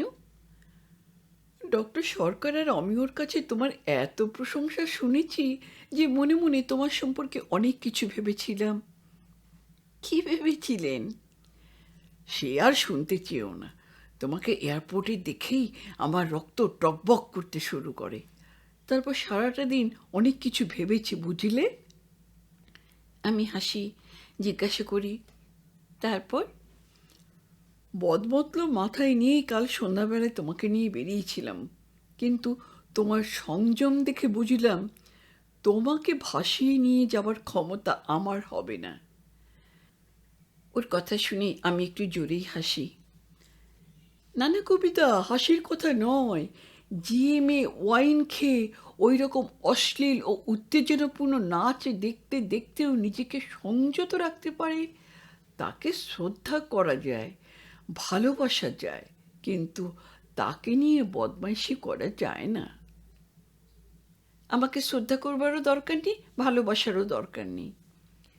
এবার নবেন্দুবাবু একটু হেসে বললেন, ওটা আমার মনের ব্যাপার কবিতা। তারপর উনি একটা দীর্ঘশ্বাস ফেলে বললেন, যাই হোক, তোমাকে অনেক কিছু বলবো আমি। কি দরকার? হাজার হোক, তুমি একলা থাকো, তোমার জানা দরকার তোমার আশেপাশে আমার মতো হিংস্রে নেকড়েও ঘোরাঘুরি করছে।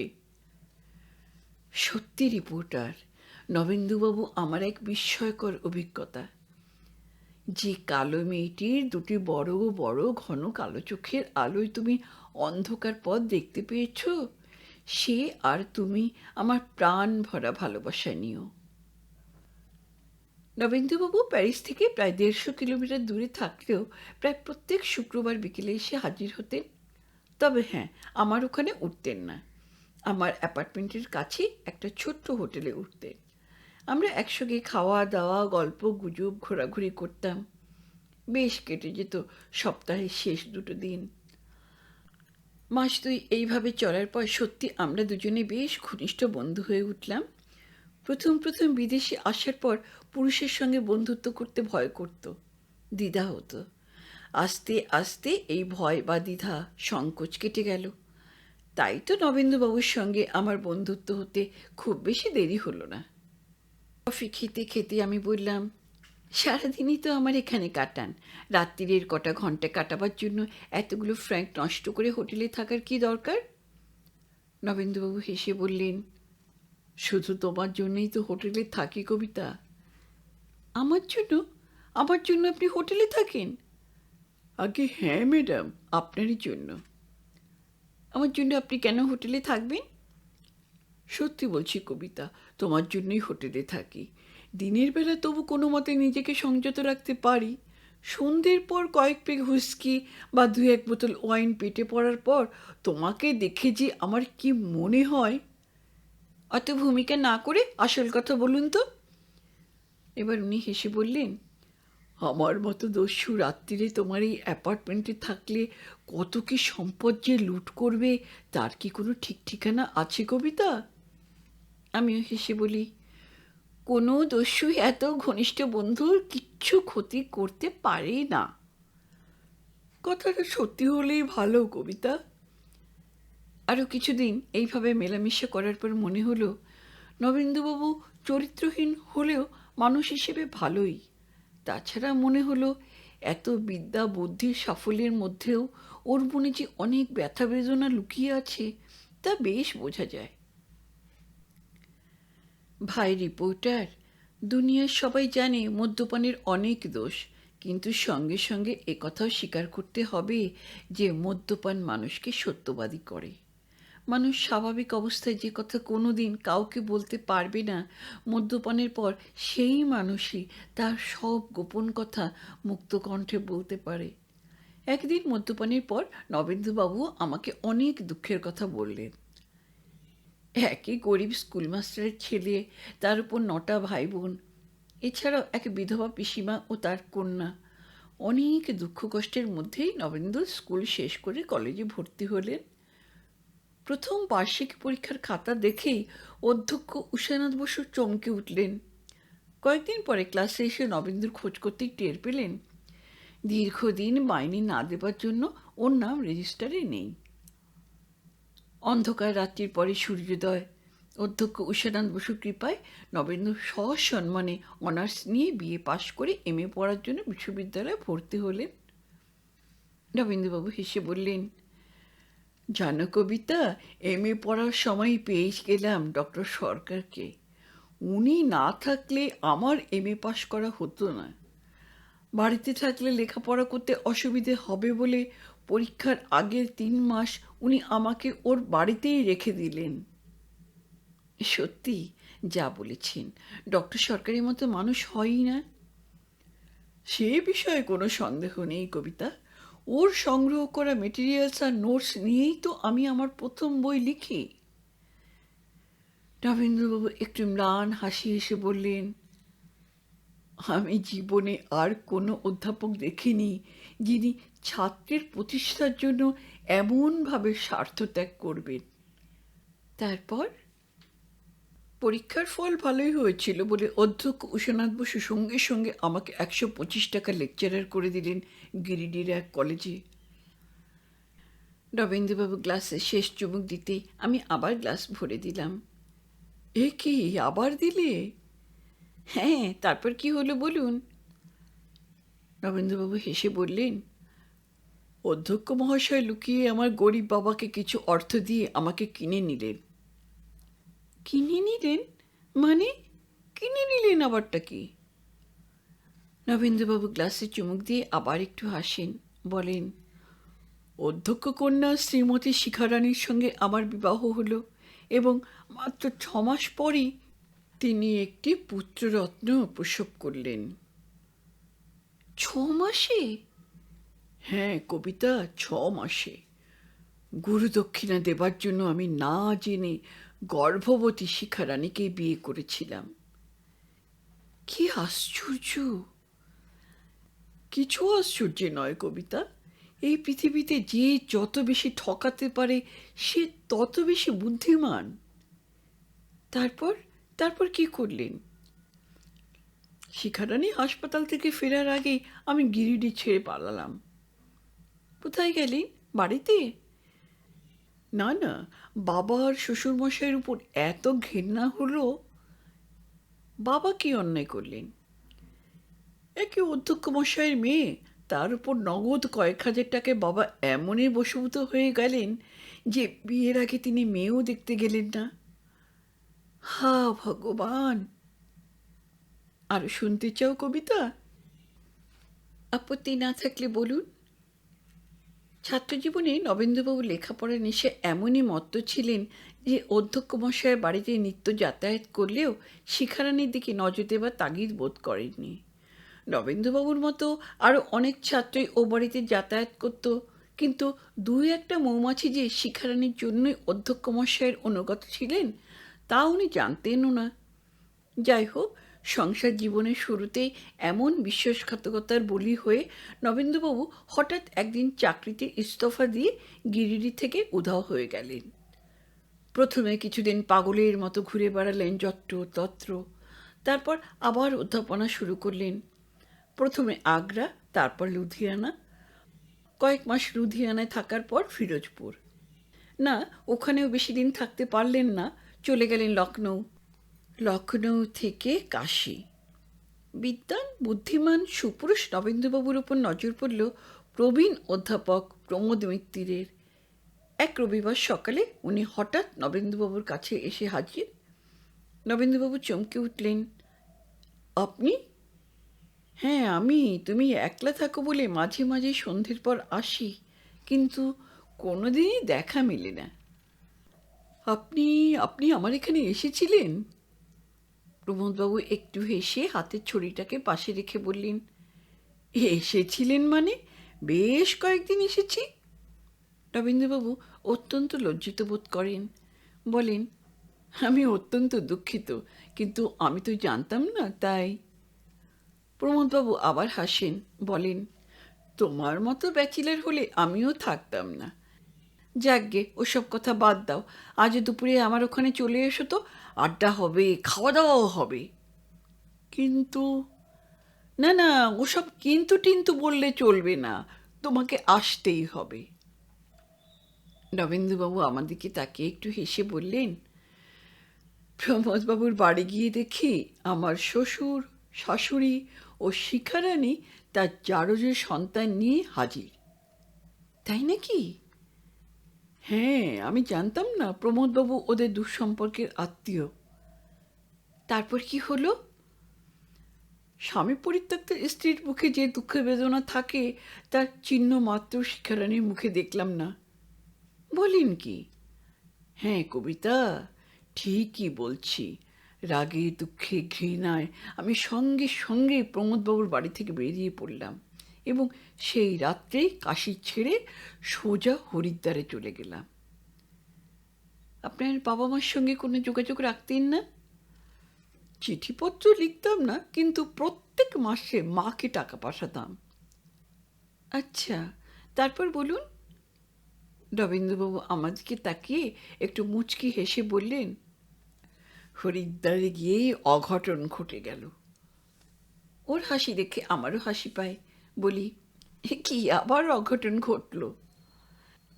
আবার কোনো প্রমোদবাবুর সঙ্গে যাতে না দেখা হয় এই ভেবে আমি গুজরাটিদের একটা ধর্মশালায় উঠেছিলাম।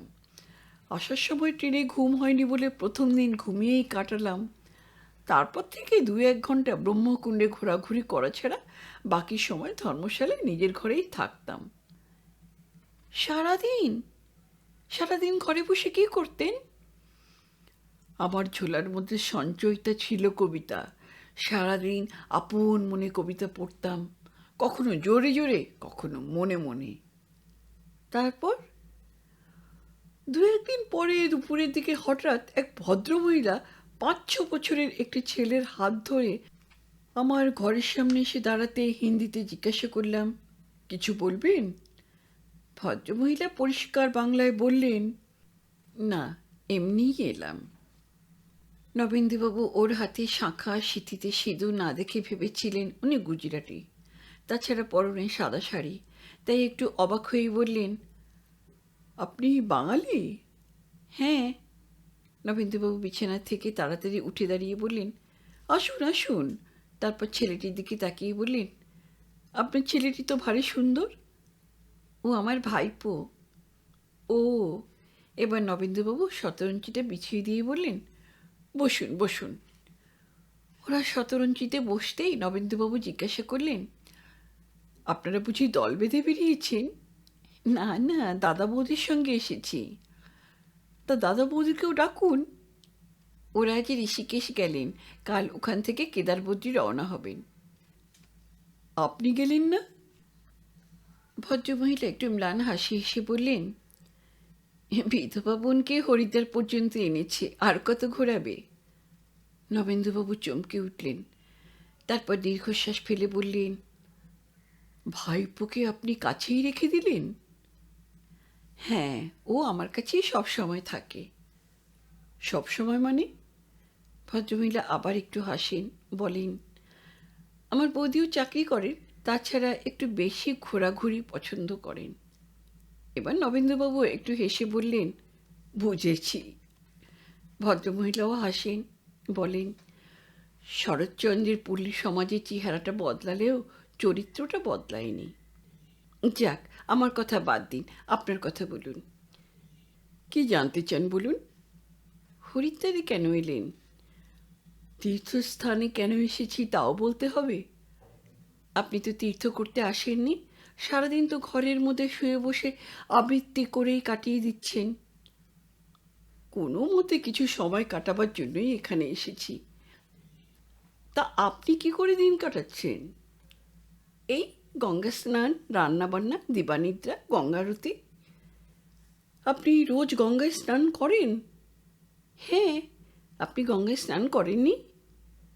না। কেন, হরিদ্বারে এলেই বুঝি গঙ্গা স্নান করতে হয়? তা নয়, তবে এখানকার গঙ্গায় স্নান করার একটা আলাদা আনন্দ আছে। তাই নাকি? নিশ্চয়ই। এবার ভদ্রমহিলা একটু হেসে বললেন, কাল সকালে আপনাকে গঙ্গায় নিয়ে যাব, দেখবেন স্নান করে কি আরাম। নবীনবাবু হাসেন, কিছু বলেন না। ভদ্রমহিলা এবার বললেন, আমাদের এই ধর্মশালা থেকে গঙ্গা এত কাছে যে আমার তো মনে হয় সময় পেলেই গঙ্গায় স্নান করে আসি। গঙ্গা স্নান করতে আপনার এত ভালো লাগে? গঙ্গা স্নান করতে ভালো লাগে না, তবে এখানকার গঙ্গায় স্নান করতে সত্যিই ভালো লাগে। আমি হেসে জিজ্ঞাসা করেছিলাম, পরদিন গঙ্গায় স্নান করেছিলেন? রবীন্দ্রবাবু হেসে বললেন, পরদিন ভোরবেলায় উমা যখন ডাকলো তখন না করতে পারলাম না। তা গঙ্গা স্নান করে কেমন লাগলো সেদিন? রবীন্দ্রবাবু আমাদেরকে সোজাসুজি তাকিয়ে বললেন, গঙ্গা স্নান করে সারা শরীরটা জুড়িয়ে গেল ঠিকই, কিন্তু সঙ্গে সঙ্গে উমাকে দেখে আমার সারা শরীরে আবার আগুন জ্বলে উঠল। কেন? ওখানে মেয়ে পুরুষের স্নান করার আলাদা কোনো ঘাট নেই। তাই নাকি? হ্যাঁ।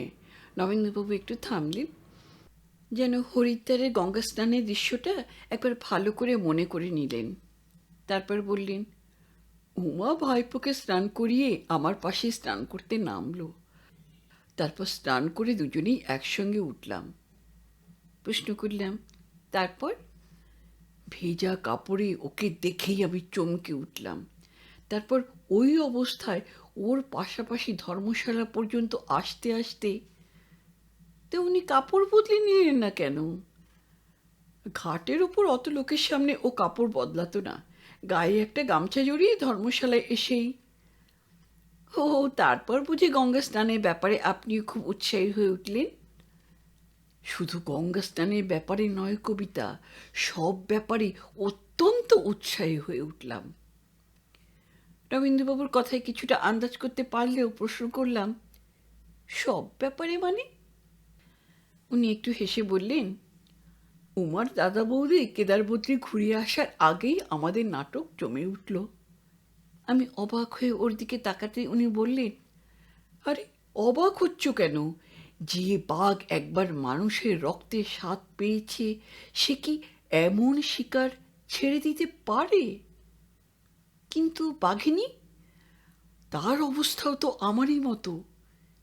কিন্তু উনি একটু ব্যঙ্গের হাসি হেসে বললেন, জোয়ারের জলে ওসব কিন্তু কোথায় যে চলে গেল তা কেউই টের পেলাম না। নবীন্দ্রবাবু এবার চুপ করে যান, কিছু বলেন না। বেশ কিছুক্ষণ পরে আমি প্রশ্ন করলাম, কি হলো, চুপ করে গেলেন কেন? তারপর কি হলো? উনি খুব জোরে একটা দীর্ঘ নিঃশ্বাস ফেলে বললেন, সে একে দীর্ঘ ইতিহাস কবিতা। শুধু জেনে রাখো, সত্যি আমি উমাকে ভালোবেসেছিলাম। আমি চেয়েছিলাম ও নতুন করে বেঁচে উঠুক, কিন্তু ও কিছুতেই বিয়ে করতে রাজি হলো না। কেন? বিধবা হবার পর বিয়ে করার জন্য মনে যে জোর চাই তা উমার ছিল না। আমি আর কোনো প্রশ্ন করি না, চুপ করে থাকি। রবীন্দ্রবাবু বললেন, উমা বিয়ের প্রস্তাবে রাজি না হয় মনে হলো এ তো আরেক শিখারানি। পর পর দুবার আঘাত পেয়ে আমিও ওদের মতো ব্যভিচারী হয়ে উঠলাম। এবারেও আমি কোনো প্রশ্ন করি না। উনি বললেন, তুমি বিশ্বাস করো কবিতা, ওদের দুজনের নোংরামির জন্যই আমিও নোংরা হয়ে গেলাম। এখন এতই খারাপ হয়ে গেছি যে আর ভালো হতে ইচ্ছাও করে না। বোধহয় সম্ভবও নয় কবিতা। জানো রিপোর্টার ভাই, নবেন্দুবাবু দেশে ফিরে যাবার দিন ওর্লি এয়ারপোর্টে আমাকে বলেছিলেন, কবিতা, প্রথম তোমার কাছেই হেরে গেলাম, কিন্তু তবু মনে কোনো অতৃপ্তি নিয়ে দেশে ফিরছি না। জীবনের যে কোনো প্রয়োজনীয় দিনে আমাকে যদি তুমি মনে করো, আমি সত্যি খুব খুশি হব, খুব খুব খুশি হব কবিতা। সত্যি বলছি, আমি কোনো পুরুষের সঙ্গেই বিশেষ ঘনিষ্ঠ হতে চাই না, কিন্তু এমনই অদৃষ্ট যে বারবার বহু পুরুষের সঙ্গে খুব ঘনিষ্ঠ হতে হয়েছে আমাকে। তোমার মতো দু চারজনের কথা আলাদা ভাই, তোমার মতো একজনকে কাছে পেলে আমি তো ধন্য হয়ে যেতাম, কিন্তু তা কি আমার কপালে সম্ভব? যাই হোক, নবেন্দুবাবু চলে যাবার পর মনটা সত্যিই খুব খারাপ হয়ে গেল। এই সংসারে শুধু পুরুষরাই মেয়েদের ক্ষতি করে না, মেয়েরাও বহু পুরুষের সর্বনাশ করে। নবেন্দুবাবুর প্রতি সমবেদনা অনুভব করলাম মনে মনে। শুক্রবার বিকেলবেলায় মনে হতো আরও কটা দিন ওকে আটকে রাখতে পারলে বেশ ভালো হতো। নবেন্দুবাবুর চিঠি এলো, আমি সঙ্গে সঙ্গে জবাব দিলাম। আবার ওর চিঠি এলো, আবার আমি জবাব দিলাম। প্রতি সপ্তাহে আমি ওর চিঠি পাই, আমি ওকে চিঠি দিই। এইভাবেই বেশ কটা মাস কেটে গেল। সেদিন শনিবার, ঘুম ভেঙে গেলেও বিছানায় শুয়ে আছি, হঠাৎ টেলিফোন বেজে উঠল। হ্যালো, নমস্কার। এক ভদ্রলোকের গলায় বাংলা শুনেই আমি চমকে উঠে বসলাম। আমি প্রতি নমস্কার জানাবার আগেই উনি আমাকে বললেন, আমি মিস্টার ব্যানার্জি, একদিনের জন্য প্যারিস এসেছি, কালই নিউ ইয়র্ক চলে যাব। আপনাকে তো ঠিক চিনতে পারছি না। না, আপনি আমাকে চিনবেন না। নবেন্দুবাবু আমার দাদার বন্ধু, উনি আপনার জন্য একটা প্যাকেট পাঠিয়েছেন। কিন্তু উনি তো আমাকে কিছু জানাননি। মনে হয় আমি হঠাৎ চলে এলাম বলে কিছু জানাবার সময় পাননি। সেদিন আমার কোনো এনগেজমেন্ট ছিল না, তাই একটু গল্পগুজব করার লোভে আমি নিজেই ওকে লাঞ্চে নেমন্তন্ন করলাম। জিজ্ঞাসা করলাম, আপনি একা একা আসতে পারবেন তো? আপত্তি না থাকলে আমি আপনাকে নিয়ে আসতে পারি। না না, আপনাকে কষ্ট করতে হবে না, আমিই পৌঁছে যাব। ঠিক সময় মিস্টার ব্যানার্জি এলেন, সুদর্শন ও সুপুরুষ, বয়স আমারই মতো হবে।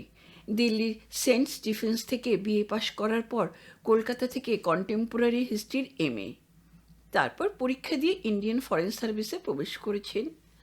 সিঙ্গাপুর থেকে বদলি হয়ে নিউ ইয়র্কে আমাদের ইউএন মিশনে যাচ্ছেন। মিস্টার ব্যানার্জি নবেন্দুবাবুর প্যাকেট দেবার পর কোটের পকেট থেকে একটা ক্যাসেট বের করে আমার হাতে দিয়ে বললেন, আমার প্রিয় শিল্পী দেবব্রত বিশ্বাসের গান আছে, শুনবেন? নিশ্চয়ই শুনব, উনি আমারও প্রিয় শিল্পী। উনি হেসে বললেন, আমি পঙ্কজ মল্লিক আর দেবব্রত বিশ্বাসের গানের ক্যাসেট ছাড়া আর কাউকে কিছু প্রেজেন্ট করি না। তাই নাকি? হ্যাঁ, খুব ভালো। লাঞ্চের আগে মিস্টার ব্যানার্জিকে জিজ্ঞাসা করলাম, may I offer you a drink? ধন্যবাদ, ড্রিঙ্কের কোনো প্রয়োজন নেই। আপনি ড্রিঙ্ক করেন তো? ওই ডিপ্লোম্যাটিক পার্টিতে এক আধ পেক খেতেই হয়, তাছাড়া খাই না। হঠাৎ মুখ দিয়ে বেরিয়ে গেল, কেন? আমার স্ত্রী ঋতু পছন্দ করে না। মিস্টার ব্যানার্জি হেসে বললেন, ওর অমতে একদিন ড্রিঙ্ক করলে ও 1 মাস আমাকে পাশে শুতে দেবে না। ওর কথায় আমিও হেসে উঠি। আমার হাসি থামলে উনি বলেন, বিয়ের পর মেয়েদের জীবনে স্বামী ছাড়া আর কি আছে বলুন? আর সেই স্বামী যদি তাকে দুঃখ দেয়, তাহলে সে কেমন করে বাঁচবে? ওর কথায় আমি মুগ্ধ হয়ে গেলাম, প্রথমে মনে মনে, তারপর বলেই ফেললাম, পৃথিবীতে যদি আপনার মতো পুরুষের সংখ্যা আরও কিছু বেশি হতো, তাহলে এই পৃথিবীটা সত্যি অনেক সুন্দর, অনেক শান্তির হতো। কথাবার্তা খাওয়া দাওয়া করতে করতেই আবিষ্কার করলাম আমরা দুজনের বন্ধু হয়ে গেছি। জিজ্ঞাসা করলাম, ঋতু কবে তোমার ওখানে যাবে? মাসখানেকের মধ্যেই আসবে। ঋতু যদি কদিন আমার এখানে না থেকে সোজা নিউ ইয়র্কে যায়, তাহলে তোমার সঙ্গে আমার কোনো সম্পর্ক থাকবে না। ঋতু নিশ্চয়ই তোমার কাছে কদিন থাকবে, কিন্তু তোমাকেও একটা কথা দিতে হবে কবিতা। তুমি কি ব্যবসাদার যে এক হাতে দেবে আর এক হাতে নেবে? তা নয়, তবে আগে কথা দাও ঋতুও আসছে, তারপর তোমার কথা শুনবো। নিশ্চয়ই নিশ্চয়ই ঋতু আসবে। এবার বলো তোমার কি দাবি? তোমাকেও নিউ ইয়র্কে আসতে হবে কবিতা। সত্যি? তবে কি তোমার সঙ্গে আমি ঠাট্টা করছি? অবশ্যই অবশ্যই যাব। তোমরা নিউ ইয়র্কে থাকতে থাকতে আমি একবার ঘুরে আসব। ভাই রিপোর্টার, মানুষের জীবন পথ যে কখন কোথায় মোড় ঘুরবে তা কেউ জানতে পারে না। নবেন্দুবাবুর পাঠানো একটা প্যাকেট দিতে এসে বাদল আমার বন্ধু হলো, ভাই হলো। নিউ ইয়র্কে যাবার পথে ঋতু এসেছিল। কথা ছিল 3 দিন থাকবে, কিন্তু 7 দিন পরে ওর্লি এয়ারপোর্টে বলেছিল এখন মনে হচ্ছে আরও কদিন থাকলেই ভালো হতো। আমি একটু ম্লান হাসি এসে বললাম, আমার তো মনে হচ্ছে তুমি না এলেই ভালো হতো। ঋতু জোর করেই একটু হাসলো, তারপর বিদায় নেবার ঠিক আগে 2 ফোঁটা চোখে জল ফেলে বলল, বেশি দেরি করো না, তাড়াতাড়ি এসো। সত্যি বলছি ভাই, আমি কোনোদিন স্বপ্নেও ভাবিনি আমি আমেরিকা যাব। তুমি তো জানো, লন্ডন প্যারিসের রাস্তার মোড়ে মোড়ে সস্তায় আমেরিকা ঘুরে আসার বিজ্ঞাপন। আমি কোনোদিন ভুল করেও ওসব বিজ্ঞাপন দেখতাম না, প্রয়োজন মনে করিনি। মনে হতো আদার ব্যাপারে জাহাজের খবরের দরকার কি। বাদল আর ঋতুর সঙ্গে আলাপ ও ঘনিষ্ঠতা হবার পর থেকে রাস্তাঘাটে পত্র পত্রিকায় শুধু ওই বিজ্ঞাপনগুলোই আমার চোখে পড়তে শুরু করলো। তারপর ওদের দুজনের কয়েকটা চিঠি আসার পর আমি অফিস থেকে ছুটি নিয়ে সত্যি সত্যি ওর্লি এয়ারপোর্ট থেকে এয়ার ফ্র্যাঙ্কের প্লেনে নিউ ইয়র্ক রওনা হলাম। বিধাতা পুরুষ সত্যিই বিচিত্র। ডক্টর সরকারের চিঠি দিয়ে এলেন নবেন্দু। নবেন্দ্রবাবুর পাঠানো কিছু জিনিসপত্র দেবার জন্য এলো Badal. Mister S.K. Banerjee IFS, রাষ্ট্রপুঞ্জের সদর দফতরে স্থায়ী ভারতীয় মিশনের সেকেন্ড সেক্রেটারি। এলো ঋতু। জন এফ কেনেডি এয়ারপোর্টে ওরা যেভাবে আমাকে অভ্যর্থনা করলো, তাতে মনে হলো ওরা যেন কতকালের পরিচিত, কত আপন, কত ঘনিষ্ঠ। সে প্রথম দিন রাত্রে ডিনার খেতে খেতে বাদল বলল, কবিতা, শনিবারে আমরা বেরিয়ে পড়ব। কোথায়? কোথায় আবার? ঘুরতে? না না, আমি কোথাও যাচ্ছি না। কেন? আমি তো আমেরিকা দেখতে আসিনি, আমি এসেছি তোমাদের দেখতে। কটা দিন তোমাদের সঙ্গে গল্পগুজব করে বেশ কেটে যাবে। বাদল আবার আমাকে প্রশ্ন করল, সত্যি কোথাও যেতে চাও না? আমি হেসে বললাম, ছোটবেলায় ভেবেছিলাম ঢাকার সদরঘাট আর রমনা দেখেই বেশ জীবনটা কেটে যাবে। যখন কলকাতায় এলাম তখন মনে হচ্ছিল ওখানেই সারাটা জীবন থাকব। বাদল আমার মুখের কথা কেড়ে বলল, তারপর কলকাতা থেকে এলে লন্ডন, লন্ডন ছেড়ে এলে প্যারিস, তাই আর দেশ দেখার শখ নেই, তাই তো?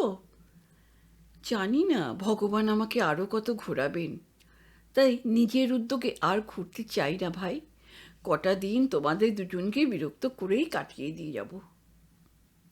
ঋতু একটু চাপা হাসি এসে বাদলকে বলল, ও কদিন আমাদের বিরক্ত করুক, তুমি আর আপত্তি করো না।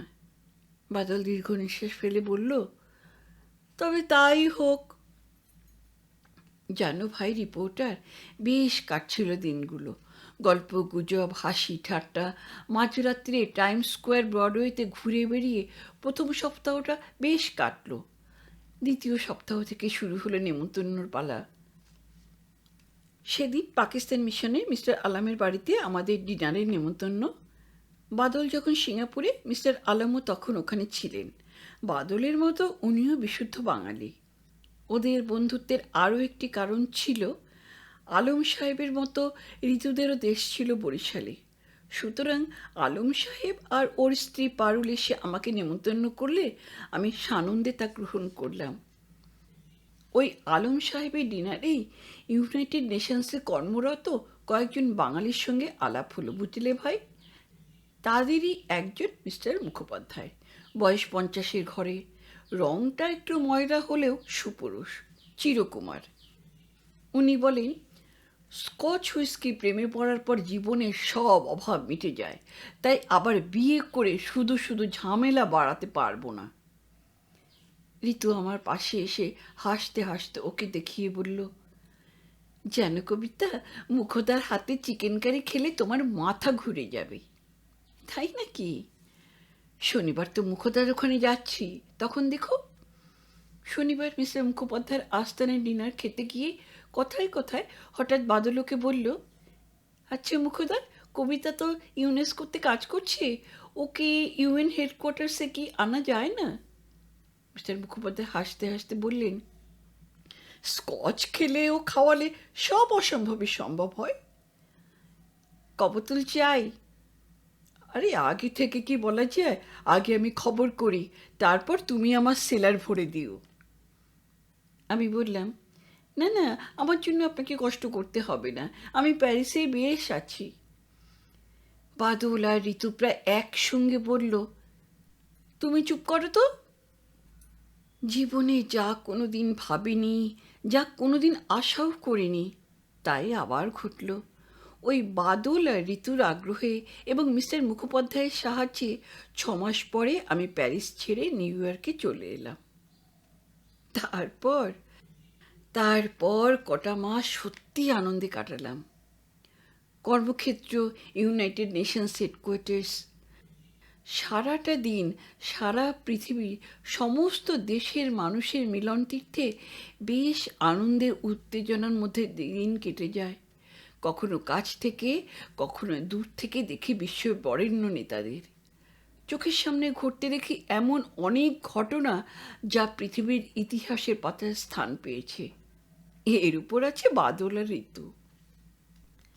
সত্যি বলছি ভাই, নিউ ইয়র্কে আসার পর প্রথম কিছুকাল কী নিদারুণ আনন্দে দিন কাটিয়েছি, তা তোমাকে লিখে বোঝাতে পারবো না। ইতিমধ্যে স্বাভাবিকভাবে মিস্টার মুখোপাধ্যায়ের সঙ্গে আমার বেশ বন্ধুত্ব হয়েছে আরও কয়েকজনের সঙ্গে, আর আলাপ পরিচয় হয়েছে বহুজনের সঙ্গে। তারপর হঠাৎ একদিন বাদল ফার্স্ট সেক্রেটারি হয়ে চলে গেল রাওয়ালপিন্ডি। যে জন এফ কেনেডি এয়ারপোর্টে ওরা আমাকে অভ্যর্থনা জানিয়েছিল, সেই এয়ারপোর্টেই আমি চোখের জলে বিদায় জানিয়ে এলাম। এয়ারপোর্ট থেকে অ্যাপার্টমেন্টে ফিরে এসে বিছানায় শুয়ে শুয়ে কাঁদছিলাম আর ভাবছিলাম, ভগবান কি আমাকে নিঃসঙ্গ না রাখলে শান্তি পান না? আরও কত কি ভাবছিলাম আর কাঁদছিলাম আর ভাবছিলাম। হঠাৎ মিস্টার মুখোপাধ্যায় এসে হাজির। অবাক হয়ে আমি বললাম, আপনি এ সময়? মিস্টার মুখোপাধ্যায় একটু হেসে বললেন, আজ আপনার মনের অবস্থা চিন্তা করে চলে এলাম। ভালোই করেছেন। কেন বলুন তো? আজ একলা একলা থাকলে আমি পাগল হয়ে যেতাম। উনি আর কোনো ভূমিকা না করেই বললেন, নাও গেট আপ, চলুন বেরিয়ে পড়ি। কোথায়? আমার ওখানে। আমি স্বেচ্ছায় সানন্দে ওর ওখানে চলে গেলাম। তারপর উনি আমাকে হুইস্কি অফার করতেই বললাম, আমি তো বিশেষ খাই না, আজ আর আপত্তি করবেন না, দেখবেন ভালোই লাগছে। আমি একটু হাসি। উনি গ্লাস তুলে বললেন, ফর ইউর হ্যাপিনেস। আমি ওর সঙ্গে সঙ্গে গ্লাস তুলে বললাম, for your happiness as well. সত্যি বলছি ভাই, বেশ কেটে গেল সময়টা। 2-3 পেগ হুইস্কি খেলাম, ডিনারও খেলাম। মিস্টার মুখোপাধ্যায় আমাকে আমার অ্যাপার্টমেন্টে পৌঁছে দিলেন। উনি নিচে থেকে বিদায় নিচ্ছিলেন, কিন্তু আমি ওকে যেতে দিলাম না। বললাম, না না মিস্টার মুখোপাধ্যায়, তা হয় না, you must have a drink. Drink? Yes, one for the road. গাড়ি থেকে নামতে গিয়েই দুটো পা টলমল করে উঠল। মিস্টার মুখোপাধ্যায় তাড়াতাড়ি আমার একটা হাত ধরতেই সামলে নিলাম। এলিভেটরে উপরে উঠে আমার অ্যাপার্টমেন্টে ঢোকার সময় উনি আমাকে আলতো করে ধরে নিয়ে গেলেন। তারপর মিস্টার মুখোপাধ্যায়কে ড্রিঙ্ক অফার করতে উনি বললেন, আপনাকেও সঙ্গ দিতে হবে।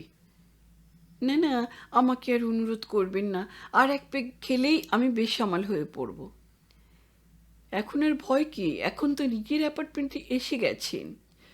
তা ঠিক, কিন্তু না না, কোনো কিন্তু নয়। আমি একা একা ড্রিঙ্ক করব না, জাস্ট আ পেগ অনলি। আপনি শুয়ে পড়বেন, আমিও চলে যাব। কি আর করব, এক পেগ খেতেই হলো। মিস্টার মুখোপাধ্যায় কোনো অশালীন ব্যবহার করলেন না। বিদায় নেবার পূর্ব মুহূর্তে শুধু আমার চিবুকে একটা চুমু খেলেন। আমি সকৃতজ্ঞ চিত্তে ওকে ধন্যবাদ জানালাম। বাদল ঋতু না থাকায় উনি আমার একমাত্র বন্ধু হয়ে উঠলেন। দুজনে ইউনাইটেড নেশনসে কাজ করি। রোজ না হলেও প্রায় ক্যাফেটেরিয়ায় দেখা হয়। একসঙ্গে কফি খাই, গল্পগুজব করি। ওর সাহায্যে আমার ছোটোখাটো সমস্যার সমাধানও হয়। উইকেন্ডে উনি আমার অ্যাপার্টমেন্টে আসেন, খাওয়া দাওয়া করেন। আমিও ওর ওখানে সারাদিন কাটিয়ে আসি। বেশ কেটে গেল 6-7 মাস। তারপর ওরই উদ্যোগে, ওর প্রচেষ্টায় আমি ইউএন স্পেশাল কমিটিতে আসি। মাইনেও বেড়ে গেল অনেক, সেই সঙ্গে সম্মান ও সুযোগ। বয়সের ব্যবধান ভুলে আমরা সত্যি অত্যন্ত ঘনিষ্ঠ বন্ধু হয়ে উঠলাম। তারপরের ইতিহাস শুনতে চাও ভাই?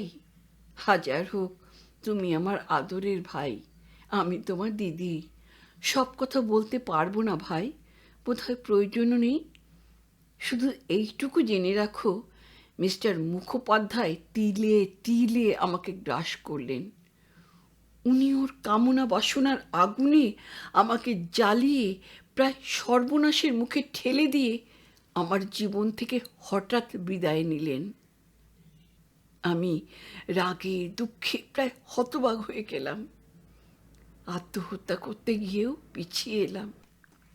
মনে হলো ওই একটা পশুর উপর অভিমান করে এই পৃথিবী থেকে বিদায় নেবার কোনো যুক্তি তো নেই, কোনো সার্থকতাও নেই। পুরুষের উপর তীব্র বিদ্বেষ আর ঘৃণা নিয়ে আমি আবার নতুন করে বাঁচতে চাইলাম। কিন্তু ভাই, এই পুরুষ শাসিত সমাজে তো বেশি দিন পুরুষদের থেকে দূরে থাকা যায় না। ইচ্ছে হোক অনিচ্ছে হোক, পুরুষদের কাছে মেয়েদের যেতেই হবে, না যে কোনো উপায়ও নেই। আর আমার মতো নিঃসঙ্গ ও চাকুরিজীবী মেয়ের পক্ষে তো পুরুষদের এড়িয়ে চলা নিতান্তই অসম্ভব। ভাই রিপোর্টার, তোমার কাছে মুক্ত কণ্ঠে স্বীকার করব, আমার জীবনে আরও অনেকে এসেছেন। দু একজন পথিতযশা ভারতীয় রাজনীতিবিদ ও কূটনীতিবিদ আমার রূপ যৌবনের কাছে এমনভাবে নিজেকে বিলিয়ে দিয়েছেন যে ভাবতে গেলে আমি নিজেই বিস্মিত হয়ে উঠি। শুধু তোমার কাছেই বলছি, স্বীকার করছি, কখনো কখনো আমার এ দেহ ও মন এমন বিদ্রোহ করে উঠেছে যে আমি স্বেচ্ছায় নিজেকে বিলিয়ে দিয়েছি সদ্য পরিচিত বন্ধুদের কাছে। একটা পুরনো কথা মনে পড়ছে ভাই।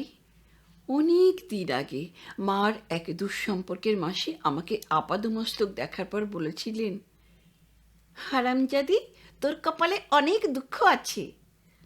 আমি সঙ্গে সঙ্গে জিজ্ঞাসা করেছিলাম, কেন দিদি, তুমি এ কথা কেন বলছো?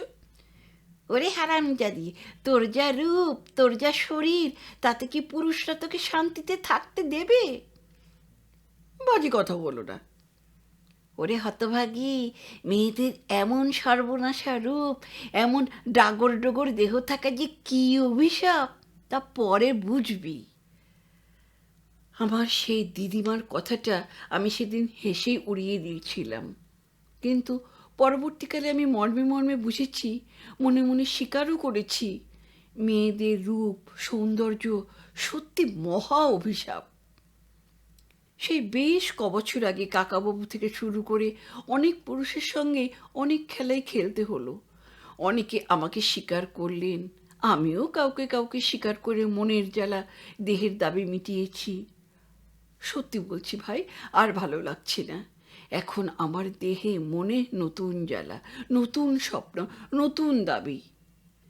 এখন আর আমার এই দেহ কোনো কামনা জর্জরিত হিংস্র পশুর কাছে বিলিয়ে দিতে পারি না, পারবো না।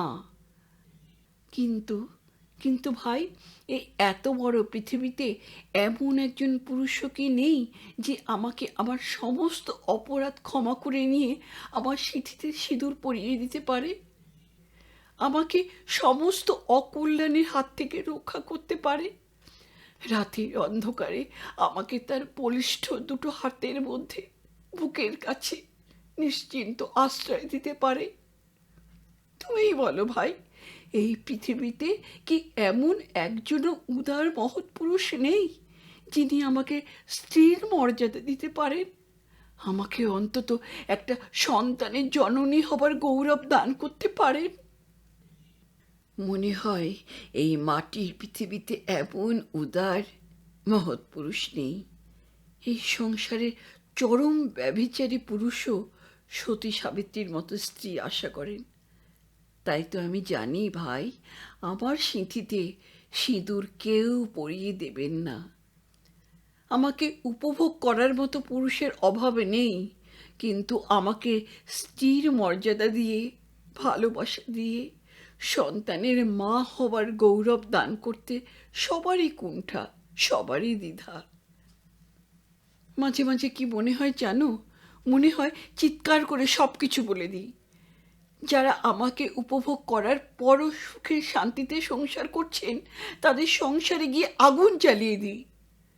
যেসব গুণী জ্ঞানী শ্রদ্ধেয় ব্যক্তিরা আমার কাছে এসে বারবার ভিক্ষা প্রার্থী হয়েছেন, তাদের মুখোশটা খুলে দিই। একবার তো একজন শ্রদ্ধেয় ভারতীয় নেতা ভোরবেলায় আমার বেডরুমে স্লিপার পরেই এয়ার ইন্ডিয়ার প্লেনে চড়ে দেশে রওনা হয়েছিলেন।